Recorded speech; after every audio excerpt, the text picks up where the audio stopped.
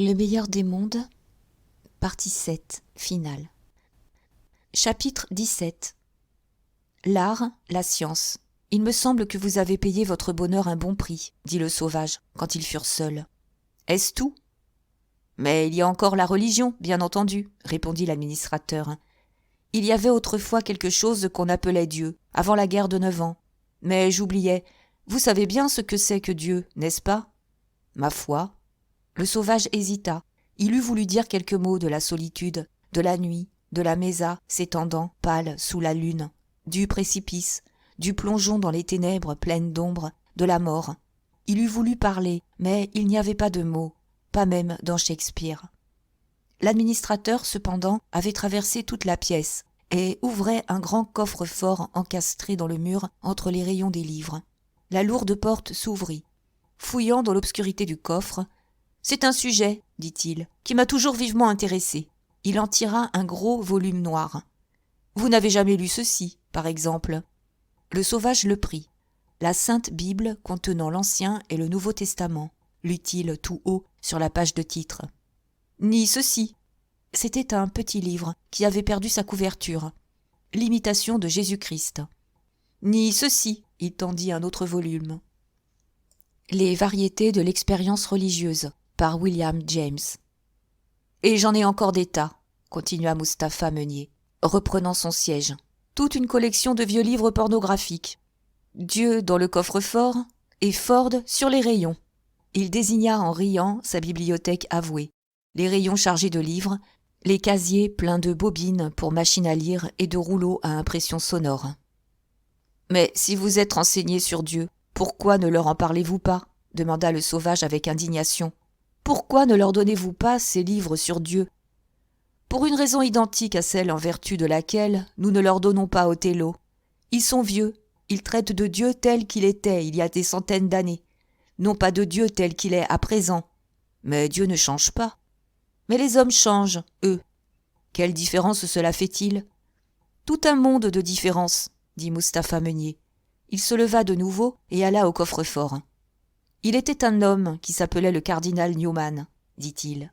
Un cardinal, s'écria-t-il par manière de parenthèse. C'était une sorte d'archichantre. Moi, Pandolphe, de la belle Milan le cardinal. J'ai lu des choses sur eux dans Shakespeare. Assurément. Eh bien, comme je le disais, il était un homme qui s'appelait le cardinal Newman. Ah, voici le livre.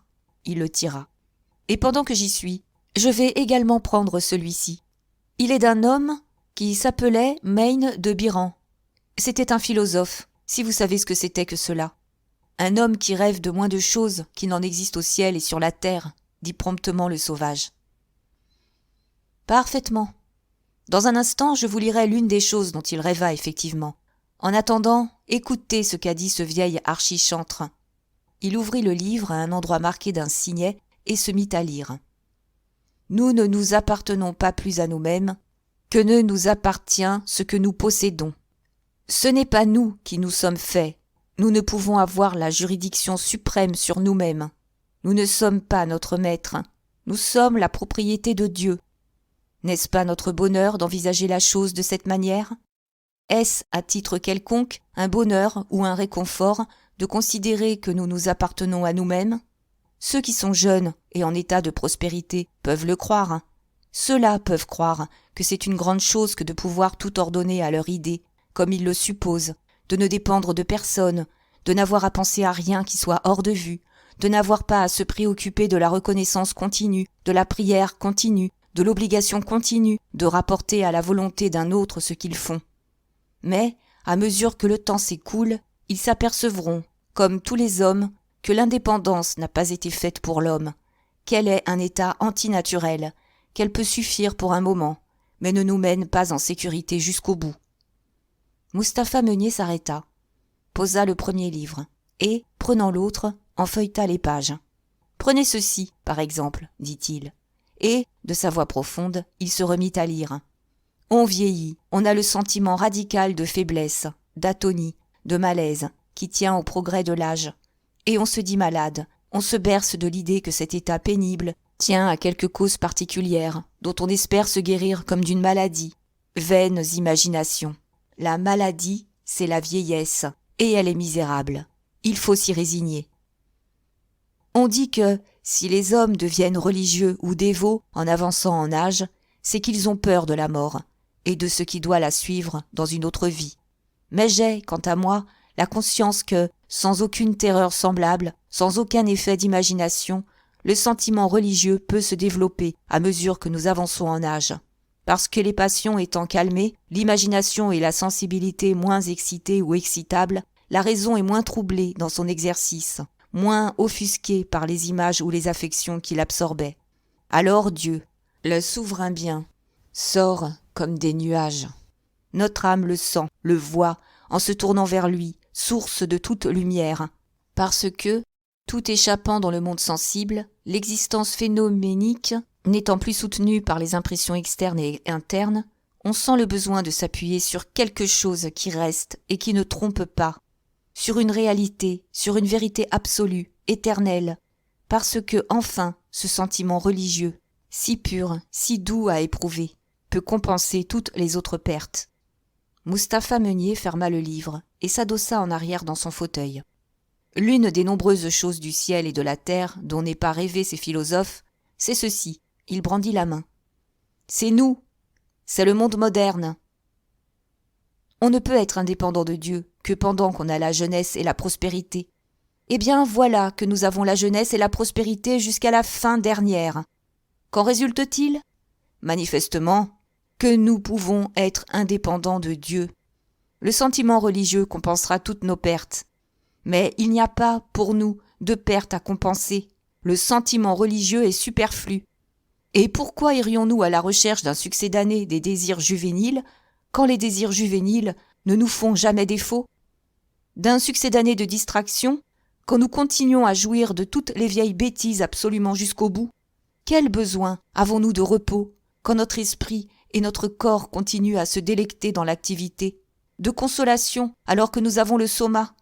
De quelque chose d'immuable quand il y a l'ordre social. Alors, vous croyez qu'il n'y a pas de Dieu ? Non, je crois qu'il y en a fort probablement un. Alors, pourquoi ? Mustapha Meunier l'arrêta. Mais il se manifeste de façon différente aux différents hommes. Dans les temps prémodernes, il se manifestait comme l'être qui est décrit dans ces livres. À présent... Comment se manifeste-t-il, à présent ? Demanda le sauvage. Eh bien, il se manifeste en tant qu'absence, comme s'il n'existait absolument pas. Cela, c'est votre faute. Dites que c'est la faute de la civilisation.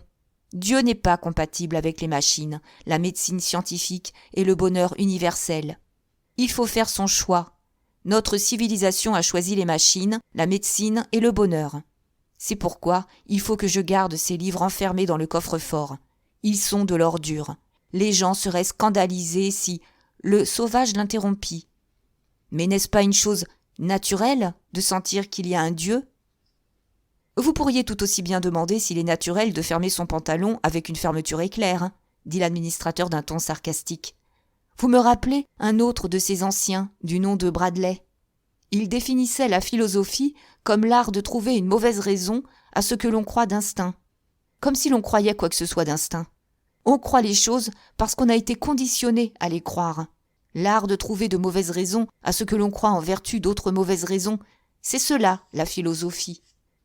On croit en Dieu parce qu'on a été conditionné à croire en Dieu. Pourtant, malgré tout, insista le sauvage, il est naturel de croire en Dieu quand on est seul, tout seul, la nuit, quand on songe à la mort. Mais on n'est jamais seul à présent, dit Mustapha Meunier.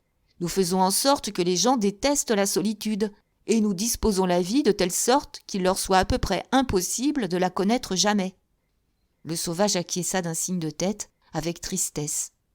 À Malpaïs, il avait souffert parce qu'on l'avait exclu des activités communes du Pueblo.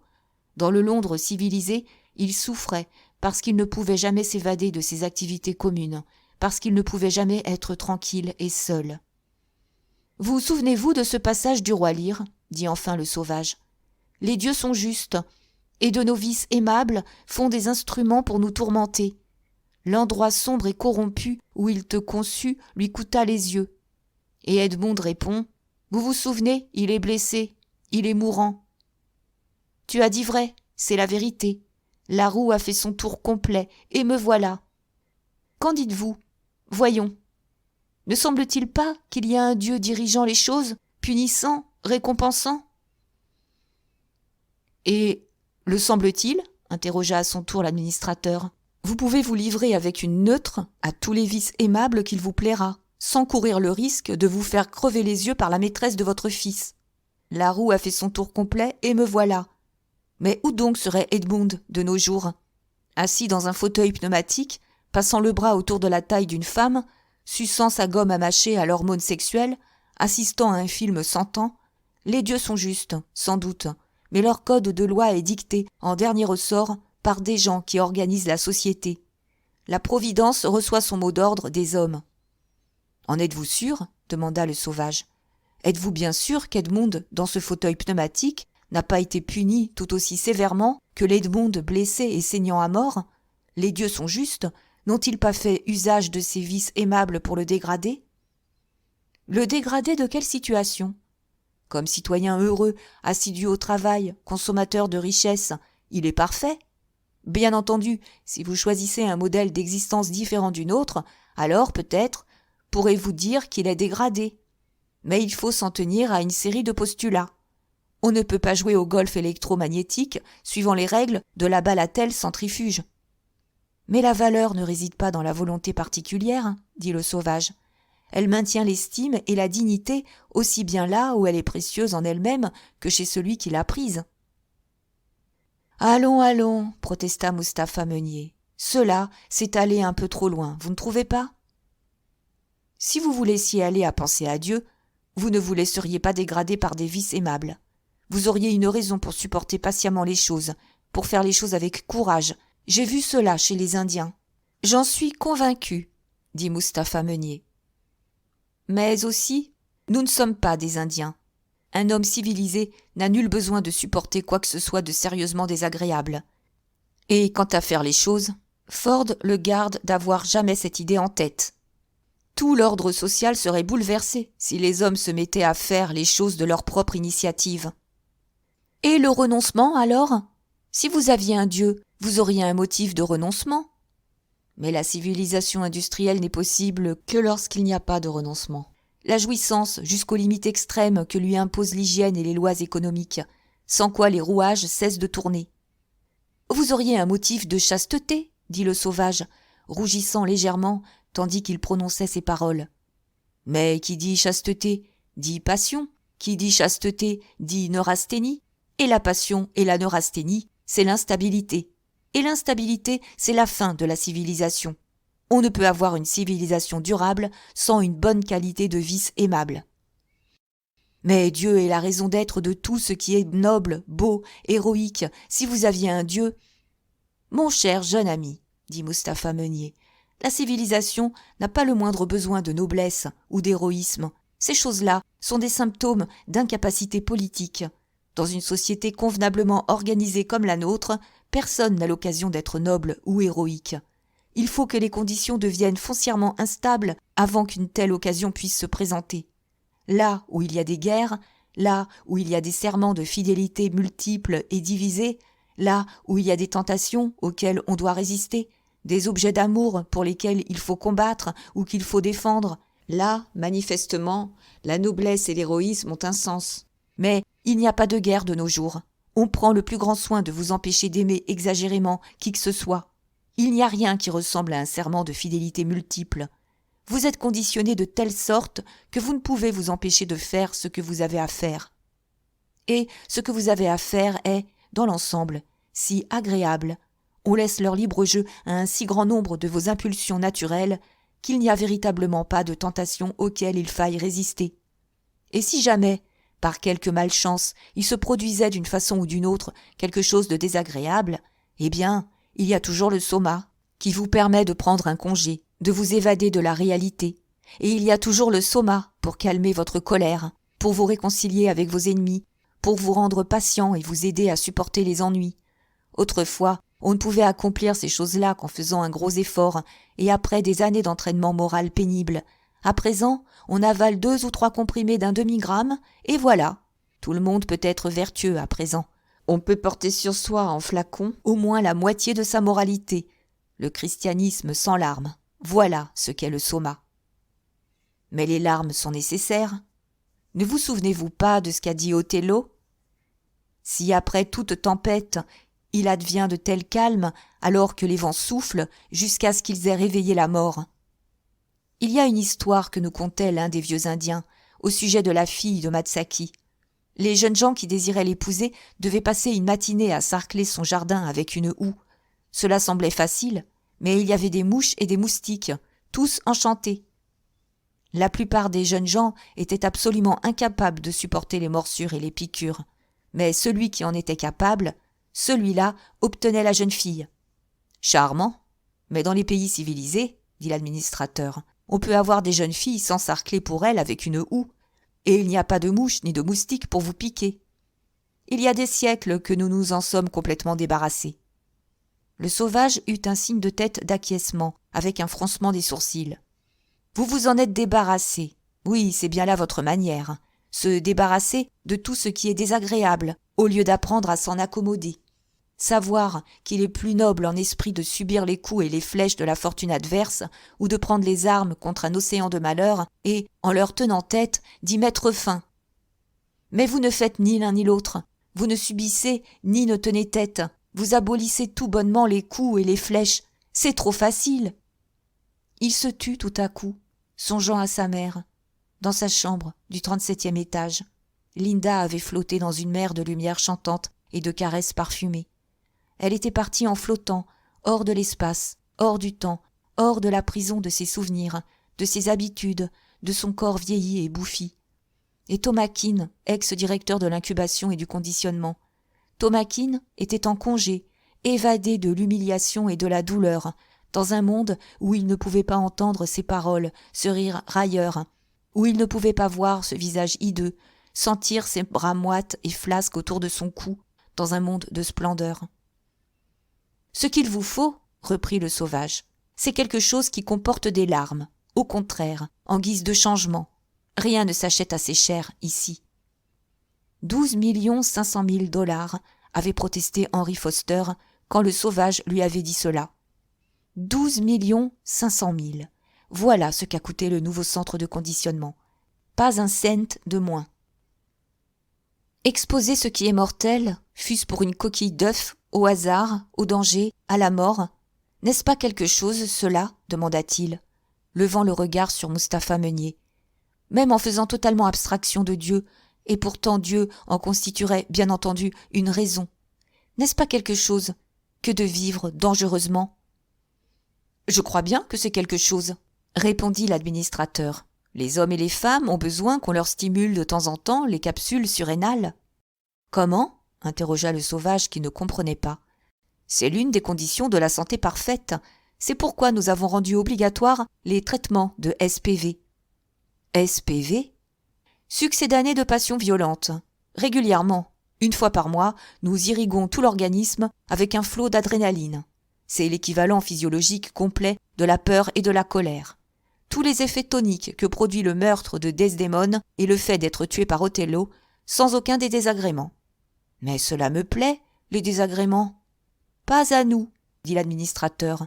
Nous préférons faire les choses en plein confort.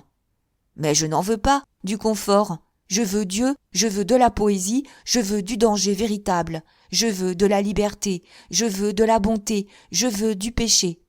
En somme, dit Mustapha Meunier, vous réclamez le droit d'être malheureux.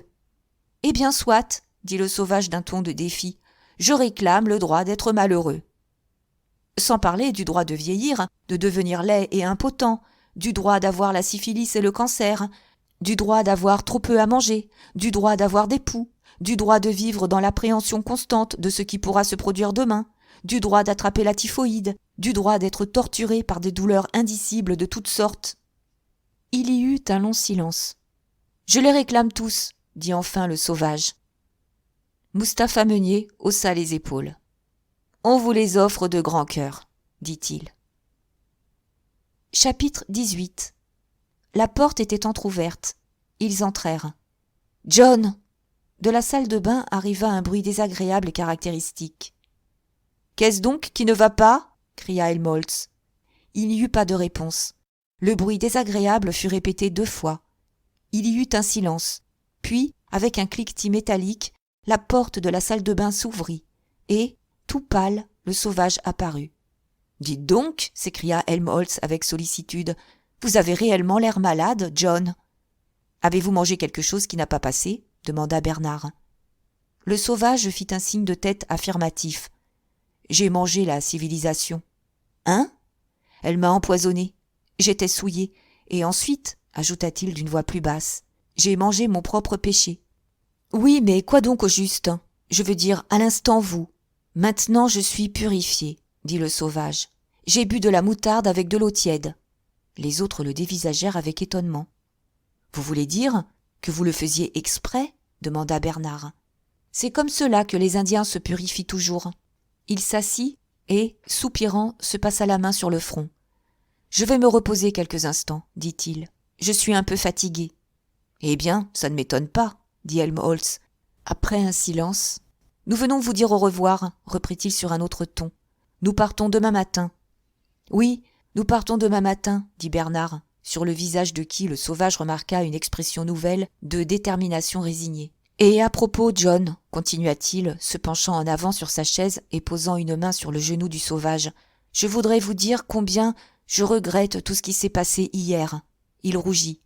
Combien j'ai honte, reprit-il, malgré sa voix incertaine. Combien, en vérité, le sauvage l'interrompit tout net, et, lui prenant la main, la pressa affectueusement. Helmholtz a été extraordinairement gentil pour moi, reprit Bernard, après une petite pause. Sans lui, j'aurais... Allons, allons, protesta Helmholtz. Il y eut un silence. Malgré leur tristesse, à cause de leur tristesse même, car leur tristesse était le symptôme de l'affection qu'ils ressentaient les uns pour les autres, les 3 jeunes gens étaient heureux. « Je suis allé voir l'administrateur ce matin, » dit enfin le sauvage. « Pourquoi ? Pour demander si je ne pourrais pas aller aux îles avec vous. »« Et qu'a-t-il dit ?» demanda avidement Helmholtz. Le sauvage hocha la tête. « Il n'a pas voulu me le permettre. »« Pourquoi pas ? Il a dit qu'il voulait poursuivre l'expérience. Mais je veux que le diable m'emporte, ajouta le sauvage avec une fureur soudaine. Je veux que le diable m'emporte si je continue à servir de sujet d'expérience. Pas pour tous les administrateurs du monde. Moi aussi, je m'en irai demain. Mais où ? Demandèrent les autres en unisson. Le sauvage haussa les épaules. N'importe où, ça m'est égal, pourvu que je puisse être seul. De Guildford, la voie aérienne descendante suivait la vallée de la Wye jusqu'à Godalming. Puis, par Milford et Whitley, se dirigeait sur Haslemere et continuait par Petersfield vers Portsmouth. Suivant un tracé à peu près parallèle, la voie montante passait par Worplesdon, Tongham, Puttenham, Elstead et Greysholt. Entre la crête de Hog's Back et Hindhead, il y avait des endroits où les 2 lignes n'étaient pas distantes de plus de 6 ou 7 kilomètres. Cette distance était trop faible pour les aviateurs négligents, surtout la nuit, et quand ils avaient absorbé un demi-gramme de trop. Il y avait eu des accidents sérieux. On avait décidé de dévier la voie montante de quelques kilomètres vers l'ouest. Entre Greysholt et Dongham, 4 phares aériens abandonnés jalonnaient le tracé de l'ancienne route de Portsmouth à Londres. Les cieux au-dessus d'eux étaient silencieux et déserts. C'est par Selborne, Bordon et Farnham que, ronflant et rugissant, passaient à présent sans discontinuer les hélicoptères. Le sauvage avait choisi pour ermitage le vieux phare, qui se dressait sur la crête du coteau entre Puttenham et Elstead. Le bâtiment était en béton armé et en excellent état, presque trop confortable, avait pensé le sauvage lorsqu'il avait pour la première fois exploré les lieux, presque trop luxueusement civilisé. Il apaisa sa conscience en se promettant en compensation une discipline personnelle plus rigoureuse, des purifications d'autant plus complètes et foncières. Sa première nuit dans l'ermitage fut, de propos délibérés, une nuit d'insomnie. Il la passa à genoux, adressant ses prières tantôt à ce ciel auprès duquel le coupable Claudius avait mendié son pardon, tantôt en Zuni, à Awonawilona, tantôt à Jésus et Pukong, tantôt à son propre animal gardien, l'aigle. De temps à autre, il étendait les bras comme s'il était en croix, et les tint ainsi durant de longues minutes d'une douleur qui croissait jusqu'à devenir un paroxysme de torture frémissante. Il les tenait ainsi, en crucifixion volontaire, tandis qu'il répétait entre ses dents serrées, cependant que la sueur lui ruisselait le long du visage, « Oh, pardonnez-moi, purifiez-moi, oh, secourez-moi pour que je sois vertueux !» à plusieurs reprises jusqu'à ce qu'il fût sur le point de s'évanouir de douleur. Quand arriva le matin, il éprouva la sensation d'avoir gagné le droit d'habiter le phare. Oui, quoiqu'il y eût encore des vitres à la plupart des fenêtres, quoique la vue qu'on avait de la plate-forme fût si belle. Car la raison même pour laquelle il avait choisi le phare était devenue presque immédiatement une raison d'aller ailleurs. Il avait résolu de vivre là parce que la vue était si belle, parce que, de ce point dominant le paysage, il lui paraissait contempler au large l'incarnation d'une chose divine. Mais qui était-il donc pour être comblé par le spectacle quotidien, voire horaire, de la beauté? Qui était-il donc pour vivre dans la présence visible de Dieu? Tout ce qu'il méritait, en fait d'habitation, c'est quelque étable crasseuse, quelque trou sans lumière dans le sol. Encore tout courbaturé et endolori après sa longue nuit de souffrance, mais pour cette raison même rassuré intérieurement, il grimpa à la plate-forme de sa tour. Il contempla le monde brillant à l'aube, qu'il avait de nouveau gagné le droit d'habiter. Au nord, la vue était limitée par la longue arête de craie de la crête de Hogsback, derrière l'extrémité orientale de laquelle s'élevaient les tours des 7 gratte-ciel qui constituaient Guildford. Les apercevant, le sauvage fit la grimace. Mais il devait se réconcilier avec elle par la suite, car la nuit, elle scintillait gaiement en constellations géométriques, ou bien, éclairée par des projecteurs, elle dirigeait leurs doigts lumineux, d'un geste que personne en Angleterre, si ce n'est le sauvage, ne comprenait à présent, avec solennité vers les mystères insondables des cieux. Dans la vallée qui séparait la crête de Hogsback de la colline sablonneuse sur laquelle s'élevait le phare, Puttenham était un petit village modeste, haut de 9 étages, avec des silos, un établissement d'élevage de volailles et une petite usine à vitamine D. De l'autre côté du phare, vers le sud, le terrain descendait en longues pentes couvertes de bruyères jusqu'à une succession d'étangs. Au-delà, au-dessus des bois intermédiaires, s'élevait la tour à 14 étages d'Elstead. Vaguement perceptible sur le fond brumeux de l'air d'Angleterre, Hindhead et Selborne sollicitaient les regards vers un lointain bleu et romanesque. Mais ce n'était pas le lointain seul qui avait attiré le sauvage à son phare. Les abords étaient aussi séduisants que les lointains. Les bois, les étendues libres de bruyères et de genêts jaunes, les massifs de pins d'Écosse, les étangs luisants avec leurs bouleaux surplombants, leurs nénuphars, leurs lits de roseaux, tout cela était magnifique. Et, pour un œil habitué aux aridités du désert américain, étonnant. Et puis, la solitude. Des journées entières se passèrent au cours desquelles il ne vit même pas un être humain. Le phare n'était qu'à un quart d'heure de vol de la tour de Cherringty, mais les montagnes de Malpace étaient à peine plus désertes que cette lande de Surrey. Les foules qui quittaient quotidiennement Londres ne le quittaient que pour jouer au golf électromagnétique ou au tennis. Puttenham ne possédait pas de terrain de golf. Les surfaces de Riemann les plus rapprochées étaient à Guildford. Les fleurs et le paysage étaient ici les seules attractions. De sorte que, comme il n'y avait pas de bonne raison d'y venir, personne n'y venait. Pendant les premiers jours, le sauvage vécut seul, sans être dérangé. De l'argent que, lors de son arrivée, John avait reçu pour ses dépenses personnelles, la plus grande partie avait été dépensée pour son équipement. Avant de quitter Londres, il avait acheté 4 couvertures en laine à la viscose, de la corde et de la ficelle, des clous, de la colle, quelques outils, des allumettes, bien qu'il eût l'intention par la suite de fabriquer un rouet à feu. Quelques pots et quelques casseroles, 2 douzaines de paquets de graines et 10 kilogrammes de farine de froment. Non, pas de pseudo-farine à l'amidon synthétique et aux déchets de coton, avait-il insisté, quand bien même elle serait plus nourrissante. Mais lorsqu'il se fut agi de biscuits pan-glandulaires et de pseudo-bœuf vitaminé, il n'avait pas pu résister aux phrases persuasives de boutiquier. Contemplant à présent les boîtes en fer blanc, Il se reprocha amèrement sa faiblesse. Odieux produit civilisé. Il avait résolu de ne jamais les manger, même s'ils mouraient de faim. Ça leur apprendra, songea-t-il vindicativement. Cela lui apprendrait aussi, à lui. Il compta son argent. Le peu qui lui restait suffirait, espérait-il, à lui permettre de passer l'hiver. Dès le printemps prochain, son jardin produirait de quoi le rendre indépendant du monde extérieur. En attendant, il y aurait toujours du gibier. Il avait vu des lapins en quantité, et il y avait des oiseaux aquatiques sur les étangs. Il se mit à l'œuvre immédiatement pour faire un arc et des flèches. Il y avait des frênes près du phare, et, pour le bois, des flèches, tout un petit taillis de jeunes noisetiers merveilleusement droits. Il commença par abattre un jeune frêne, découpa 2 mètres de tronc sans branches, l'écorça et, couche par couche, enleva tout le bois blanc, comme le lui avait appris le vieux Mitsima, jusqu'à ce qu'il eût une douve aussi haute que lui, rigide en son centre plus épais, nerveuse et vive, aux extrémités amincies. Le travail lui procura un plaisir intense. Après toutes ces semaines d'oisiveté à Londres, au cours desquelles il n'avait eu rien à faire, chaque fois qu'il désirait quelque chose, qu'à appuyer sur un commutateur ou à tourner une manivelle, ce lui fut un pur délice d'être occupé à faire quelque chose qui exigeait de l'adresse et de la patience.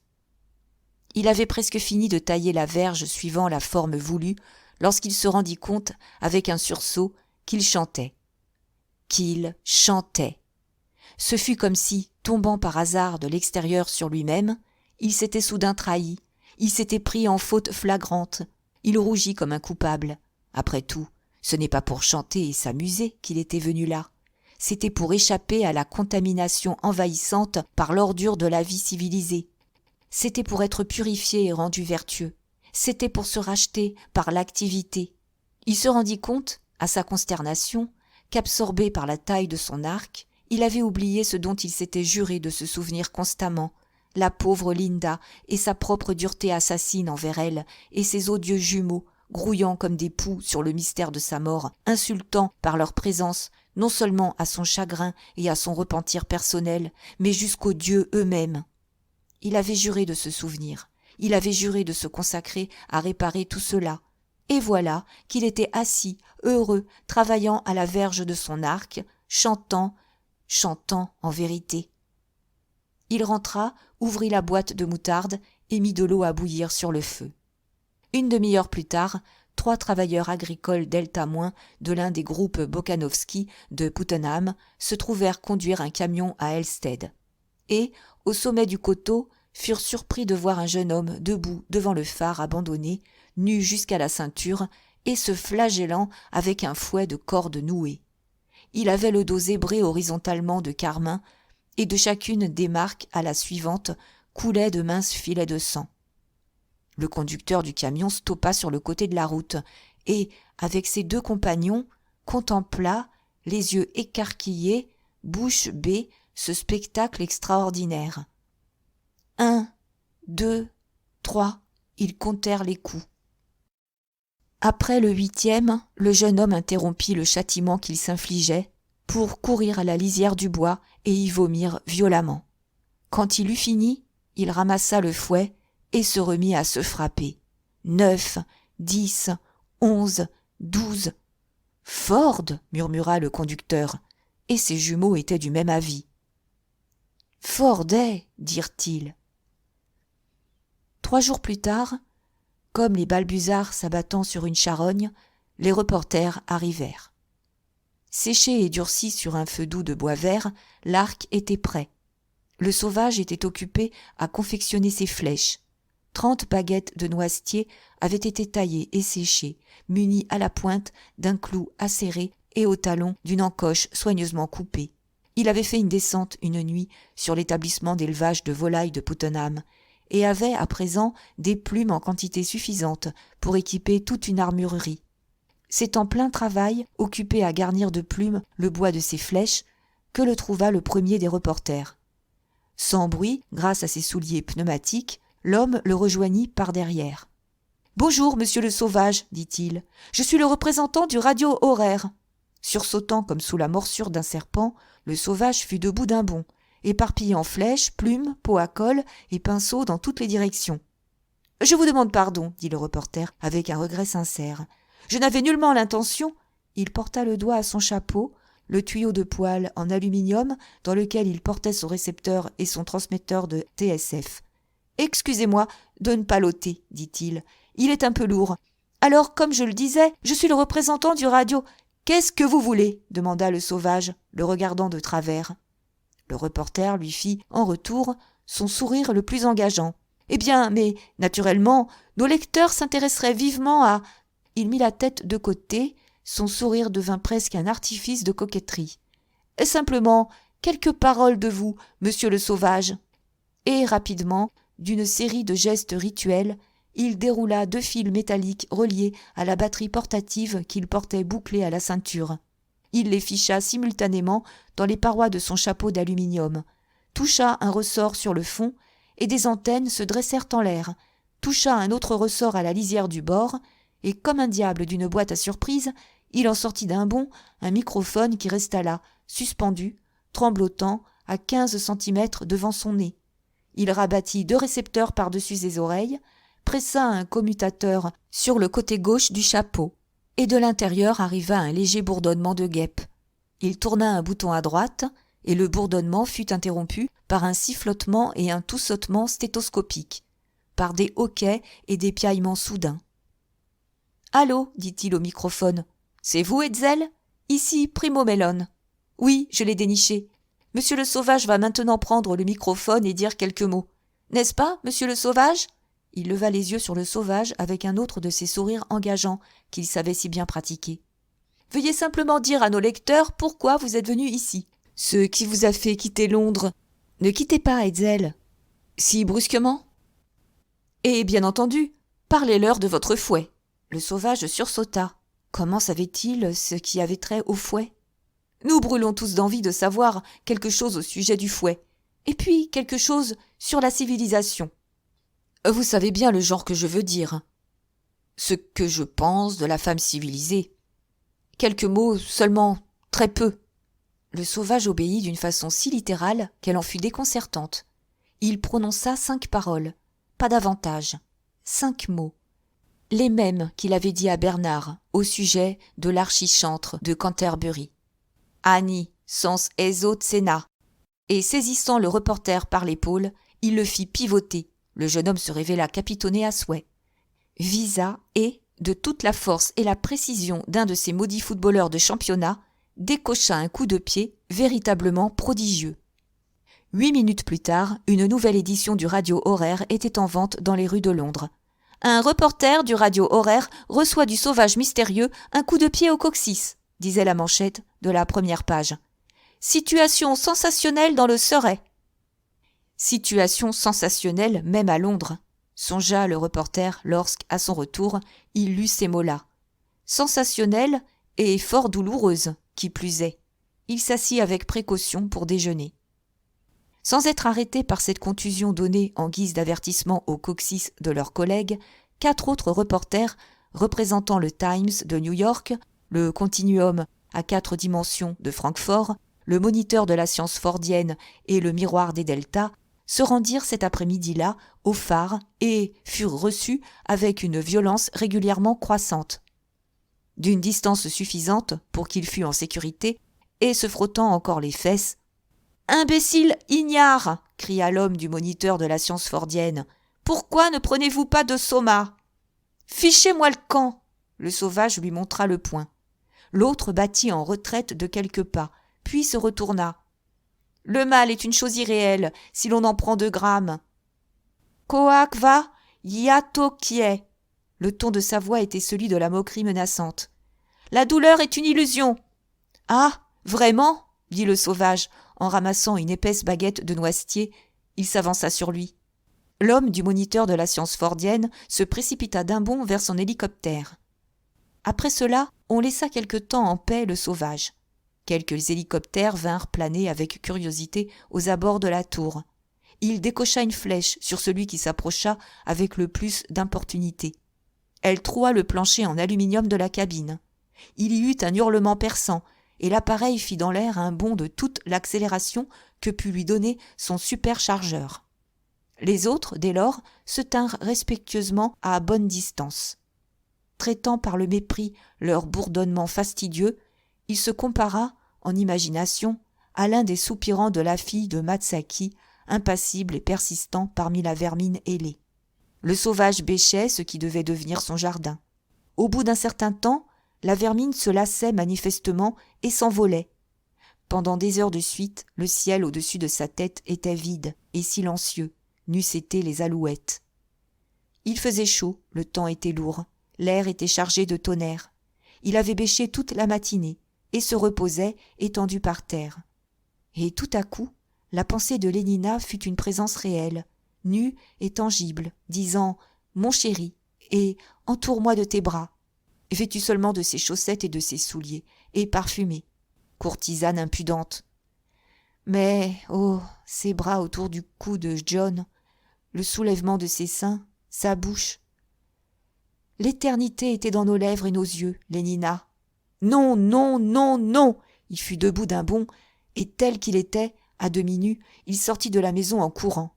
Au bord de la lande s'élevait une touffe de genévrier chenu. Il s'y jeta et serra, non pas le corps poli de ses désirs, mais une brassée d'épines vertes. Acérées, de leurs 1000 pointes, elles le piquèrent. Il essaya de penser à la pauvre Linda, haletante et muette, avec ses mains qui faisaient le geste d'agripper, et les yeux pleins de cette terreur inexprimable. Ah, la pauvre Linda, dont il avait juré de se souvenir. Mais ce fut toujours la présence de Lénina qui l'obséda. Même sous les coups et les piqûres des aiguilles de genévrier, sa chair frémissante avait conscience d'elle, de sa présence réelle, à laquelle il ne pouvait s'échapper. Mon chéri, et si tu me voulais aussi, pourquoi ne... Le fouet pendait à un clou à côté de la porte, à portée de la main, pour le cas où arrivaient des reporters. Dans un paroxysme de frénésie, le sauvage retourna en courant à la maison, le saisit, le fit tournoyer. Les cordes nouées lui mordirent la chair. « Courtisane ! Courtisane !» cria-t-il à chacun des coups, comme si ça avait été Lénina. Et avec quelle frénésie, sans le savoir, il désirait que ce le fût. Cette Lénina au corps blanc, tiède, parfumé, qu'il flagellait ainsi. « Courtisane !» Et alors d'une voix désespérée, « Oh Linda, pardonne-moi, pardonne-moi, Dieu, je suis vil, je suis méchant, je suis... Non, non! Ah, toi, courtisane! Ah, toi, courtisane !» De sa cachette construite avec soin dans le bois à 300 mètres de là, Darwin Bonaparte, le plus expert des photographes de fauves de la Compagnie générale des films 100 ans, avait observé toute la scène. La patience et l'adresse avaient été récompensées. Il avait passé 3 jours, assis dans le tronc creux d'un chêne artificiel, 3 nuits à ramper sur le ventre à travers la bruyère, à dissimuler des microphones dans des buissons d'ajoncs, à enterrer des fils dans le sable gris et mou. 72 heures de méconfort profond. Mais à présent, l'instant solennel était venu, le plus solennel. Darwin Bonaparte eut le temps d'y réfléchir, tandis qu'il se déplaçait parmi ses instruments. Le plus solennel, depuis sa prise de vue du fameux 100 ans 100% hurlant et stéréoscopique du mariage des gorilles. Épatant, se dit-il à lui-même, tandis que le sauvage commençait ses agissements étranges. Épatant! Il maintint ses appareils de prise de vue télescopique bien centrés sur leur but, collés à leur mouvant objet. Installa une bonnette d'approche plus puissante pour obtenir un gros plan final du visage affolé et distordu. Admirable! Déclencha pendant une demi-minute la prise de vue au ralenti. Effet d'un comique esquis, se promit-il. Écouta pendant ce temps au récepteur les coups, les gémissements, les paroles farouches et démentes qui s'enregistraient sur la bande sonore au bord de son film. Essaya l'effet d'une légère amplification. Oui, c'était mieux ainsi, décidément. Fut ravi d'entendre, dans un silence momentané, le chant perçant d'une alouette. Eût voulu que le sauvage se retournât, de façon qu'il pût obtenir un bon gros plan final du sang qui lui coulait sur le dos. Et presque immédiatement, quelle chance étonnante, le garçon complaisant se retourna effectivement, et il put prendre un gros plan final parfait. Eh bien ça, c'était formidable, se dit-il, quand tout fut terminé. Réellement formidable. Il s'essuya le visage. Après qu'on aurait introduit les effets du 100 ans au studio, ce serait un film merveilleux. Presque aussi bon, songea Darwin Bonaparte, que la vie amoureuse du cachalot. Et cela, par Ford, ce n'était pas peu dire. 12 jours plus tard, le Sauvage de Surrey était projeté et pouvait se voir, s'entendre et se sentir dans tous les palaces de cinéma 100 ans de premier ordre de l'Europe occidentale. L'effet produit par le film de Darwin Bonaparte fut immédiat et énorme. L'après-midi qui en suivit la présentation au public, la solitude rustique de John fut soudain violée par l'arrivée dans les airs de tout un gros essaim d'hélicoptères. Il bêchait son jardin, il bêchait également son esprit, ramenant laborieusement à la surface la substance de ses pensées. La mort. Et il enfonçait une fois sa bêche, puis de nouveau, encore. Et tous nos hier ont éclairé à des sauts le chemin poudreux de la mort. Il grondait à travers ses mots un tonnerre probant. Il souleva encore une pelletée de terre. Pourquoi Linda était-elle morte? Pourquoi avait-on permis qu'elle devînt graduellement moins qu'humaine? Et enfin, il frémit. Une charogne bonne à baiser. Il planta son pied sur sa bêche et l'enfonça farouchement dans le sol dur. Des mouches pour des gamins méchants, voilà ce que nous sommes pour les dieux. Ils nous tuent pour s'amuser. De nouveau, du tonnerre. Des mots qui se proclamaient vrais, plus vrais en quelque sorte que la vérité même. Et pourtant, ce même Gloucester les avait appelés des dieux toujours doux. D'ailleurs, le meilleur de ton repos, c'est le sommeil, et tu le provoques souvent de toi-même. Cependant, tu crains violemment la mort, qui n'est rien de plus. Rien de plus que le sommeil. Dormir, rêver peut-être. Sa bêche buta contre une pierre. Il se baissa pour la ramasser. Car dans ce sommeil de la mort, quel rêve! Un bourdonnement au-dessus de sa tête était devenu un rugissement. Et soudain, il fut dans l'ombre. Il y eut quelque chose entre le soleil et lui. Il leva les yeux, sursauta en quittant son travail à la bêche, en quittant ses pensées. Il leva les yeux dans un ébahissement ébloui, l'esprit errant encore dans cet autre monde plus vrai que la vérité, encore concentré sur les immensités de la mort et des dieux. Il leva la tête et vit, là-haut et tout près, l'essaim des appareils planants. Ils arrivaient comme des sauterelles, restaient suspendus, immobiles, descendaient tout autour de lui sur la bruyère. Et du ventre de ces sauterelles géantes sortaient des hommes en complet de flanelle blanche à la viscose, des femmes, car il faisait chaud, en pyjama de shantung à l'acétate ou en culottes courtes de velours de coton et jersey sans manches, à fermeture éclair, à demi ouverte, un couple par appareil. Au bout de quelques minutes, il y en eut des douzaines, disposées suivant une vaste circonférence tout autour du phare, écarquillant les yeux, riant, déclenchant leurs appareils photographiques, lançant, comme à un singe, des cacahuètes, des paquets de gomme à mâcher à l'hormone sexuelle, des petits beurres panglandulaires. Et à chaque instant, car, franchissant la crête de Hog's Back, le flot de la circulation coulait à présent sans arrêt. Leur nombre augmentait.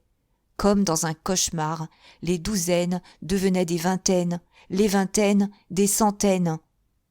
Le Sauvage avait battu en retraite vers un abri et, à présent, dans la pose d'un animal aux abois, il se tenait le dos au mur du phare, portant son regard d'un visage à l'autre en horreur muette, comme un homme dément.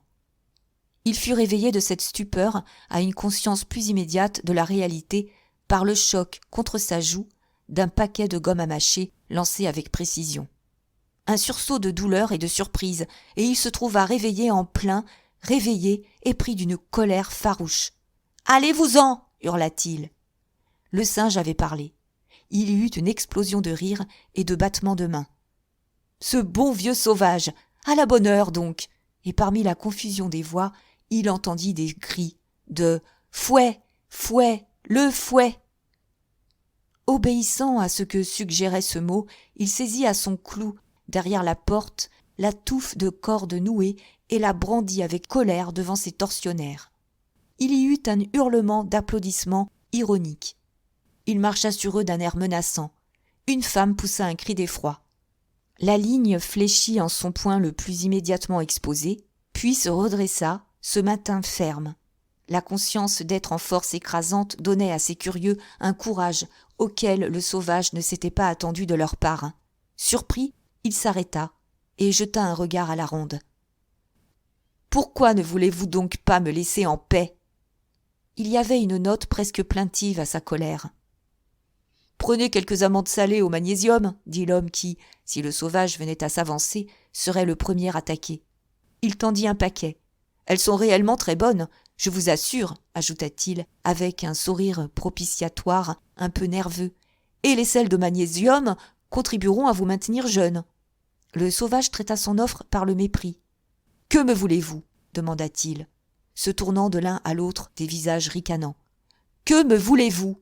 « Le fouet » répondirent confusément sans voix. « Faites-nous le coup du fouet, faites-nous voir le coup du fouet. » Puis, à l'unisson, et sur un rythme lent et lourd, « Nous voulons le fouet » cria un groupe à l'extrémité de la ligne. « Nous voulons le fouet » D'autres reprirent aussitôt le cri, et la phrase fut répétée, à la manière des perroquets, maintes et maintes fois, avec un volume de son sans cesse croissant, si bien qu'à partir de la 7e ou 8e répétition, nul autre mot ne fut plus prononcé. « Nous voulons le fouet » Ils criaient tous ensemble, et, grisés par le bruit, par l'unanimité, par le sens de la communion rythmique, ils auraient pu, semblait-il, continuer pendant des heures, presque indéfiniment. Mais, vers la 25e répétition, la manœuvre fut soudain interrompue. Un hélicoptère de plus était arrivé d'au-delà de la crête de Hogsback, resta suspendu au-dessus de la foule, puis se posa à quelques mètres de l'endroit où se tenait le sauvage, dans l'espace libre entre la ligne des curieux et le phare. Le fracas des hélices couvrit momentanément les cris. Puis, tandis que l'appareil touchait le sol et que les moteurs s'arrêtaient, ils reprirent « Nous voulons le fouet ! Nous voulons le fouet !» du même ton fort, insistant, monotone. La porte de l'hélicoptère s'ouvrit, et il en sortit d'abord un jeune homme blond à la figure rouge, puis, vêtu d'une culotte courte en velours de coton vert, d'une chemise blanche et coiffé d'une casquette de jockey, une jeune femme. À la vue de la jeune femme, le sauvage tressaillit, recula, pâlit. La jeune femme resta debout, souriant vers lui, d'un sourire incertain, implorant, tout chargé d'humilité, eût-on dit. Les secondes se passèrent, ses lèvres remuèrent. Elle disait quelque chose, mais le bruit de sa voix était couvert par le refrain réitéré et vigoureux des curieux. « Nous voulons le fouet ! Nous voulons le fouet !» La jeune femme appuya les deux mains contre son flanc gauche, et sur son visage luisant comme une pêche, joli comme celui d'une poupée, apparut une expression étrangement incongrue de détresse chargée d'ardent désir. Ses yeux bleus semblèrent s'agrandir, devenir plus brillants, et soudain, 2 larmes lui roulèrent le long des joues. Sans qu'on pût l'entendre, elle parla de nouveau. Puis, d'un geste vif et passionné, elle tendit les bras vers le sauvage. Elle s'avança. « Nous voulons le fouet ! Nous voulons !» Et tout à coup, ils eurent ce qu'ils voulaient. « Courtisane !» Le sauvage s'était précipité sur elle comme un fou. « Fouine !» Comme un fou, il s'était mis à la cingler de son fouet de corde mince. Terrifiée, elle avait fait demi-tour pour s'enfuir, avait trébuché et était tombée parmi les bruyères. « Henri ! Henri !» cria-t-elle. Mais son compagnon, à la figure rouge, s'était sauvé, à l'abri du danger, derrière l'hélicoptère. Avec un hurlement de surexcitation ravie, la ligne se rompit. Il y eut une ruée convergente vers ce centre d'attraction magnétique. La douleur était une horreur qui les fascinait. « Chauffe, Luxure, chauffe !» Avec frénésie, le sauvage la cingla de nouveau. Avidement, ils se rassemblèrent alentour, poussant et se pressant comme des porcs autour de l'auge. « Oh, la chair !» Le sauvage grinça des dents. Cette fois, c'est sur ses propres épaules que s'abattit le fouet. « À mort ! À mort !» Attiré par la fascination de l'horreur de la douleur, et intérieurement poussé par cette habitude de l'action commune, ce désir d'unanimité et de communion que leur conditionnement avait si indélébilement implanté en eux, ils se mirent à mimer la frénésie de ses gestes, se frappant les uns les autres, tandis que le sauvage frappait sa propre chair rebelle, ou cette incarnation potelée de la turpitude qui se tordait dans la bruyère à ses pieds. « À mort ! À mort ! À mort !» continuait à crier le sauvage. Puis soudain quelqu'un commença à chanter « Orginet, Porginet !» Et en un instant, ils eurent tous repris le refrain, et chantant se mirent à danser. Orginet, Porginet, tournant, tournant et tournant en rond, se frappant l'un l'autre en mesure à 6, 8. Orginet, Porginet. Il était plus de minuit lorsque le dernier des hélicoptères prit son vol. Stupéfié de soma et épuisé par une frénésie prolongée de sensualité, le sauvage était étendu, endormi, sur la bruyère. Le soleil était déjà haut dans le ciel quand il se réveilla. Il resta étendu un moment, les yeux clignotant à la lumière dans une incompréhension de hibou. Puis, tout à coup, il se souvint de tout. « Oh mon Dieu! Mon Dieu !» Il se couvrit le visage de ses mains. Ce soir-là, le vol d'hélicoptères qui arrivèrent en bourdonnant par-dessus la crête de Hogsback était un nuage sombre de 10 kilomètres de long. La description de l'orgie de communion de la nuit dernière avait paru dans tous les journaux. « Sauvage !» appelèrent les premiers arrivants, tandis qu'ils descendaient de leurs appareils. « Monsieur le sauvage !» Il n'y eut pas de réponse. La porte du phare était entr'ouverte. Ils la poussèrent et entrèrent dans un crépuscule de volets clos. Par une arche, à l'autre bout de la pièce, ils aperçurent le pied de l'escalier qui montait aux étages supérieurs. Juste sous la clé de voûte pendaient 2 pieds. « Monsieur le sauvage !» Lentement, très lentement, comme 2 aiguilles de boussole que rien ne presse, les pieds se tournèrent vers la droite. Nord-nord-est, est-sud-est, sud, sud-sud-ouest. Puis ils s'arrêtèrent et, au bout de quelques secondes, revinrent avec aussi peu de hâte vers la gauche. Sud, sud-ouest, sud, est.